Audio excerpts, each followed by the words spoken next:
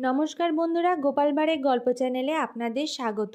আমি প্রমীলা চলে এসেছি আপনাদের জন্য গোপাল ভাঁড়ের আজ একটি নতুন গল্প নিয়ে।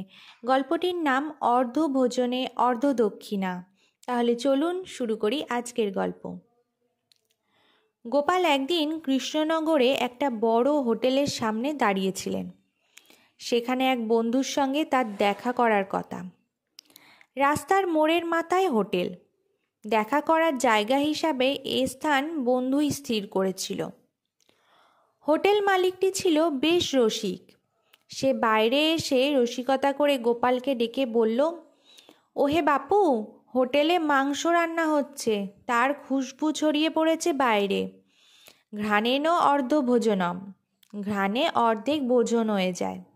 এখানে দাঁড়িয়ে বিনা পয়সায় মাংসের গন্ধ নিতে লজ্জা করে না? গোপাল বললেন, আমি রাস্তায় দাঁড়িয়ে আছি, রাস্তা পথিকের, এখানটায় দাঁড়িয়ে থাকার অধিকার সবার আছে, সুতরাং আপনি এ ধরনের কথা বলে অভদ্রতা করছেন। হোটেল মালিক বলল, অত কথা শুনতে চাই না। ঘ্রাণ আপনার নাকে যাচ্ছে, অর্থাৎ অর্ধভোজন হচ্ছে। ভদ্রতা বোধ থাকলে আপনি অর্ধেক দাম দেবেন। আমার মাংসে প্লেটের দাম 8 আনা, আপনি 4 আনা দেবেন। গোপাল এবার ঘুরে দাঁড়ালেন।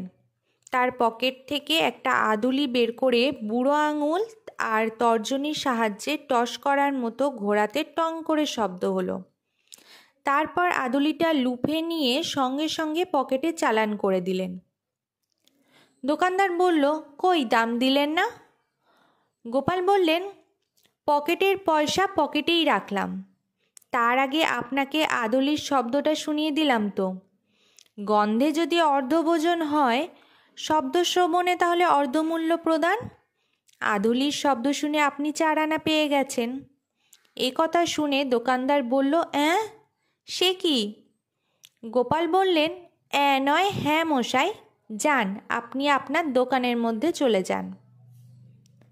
তো বন্ধুরা, এই ছিল আজকে আমাদের একটি গোপাল ভাঁড়ের নতুন গল্প, অর্ধভোজনে অর্ধদক্ষিণা।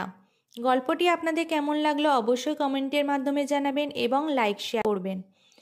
চ্যানেলে যদি নতুন হয়ে থাকেন চ্যানেলটিকে সাবস্ক্রাইব করে আমার পাশে থাকবেন। ফিরে আসবো খুব তাড়াতাড়ি নতুন একটি গল্পের সাথে। ধন্যবাদ।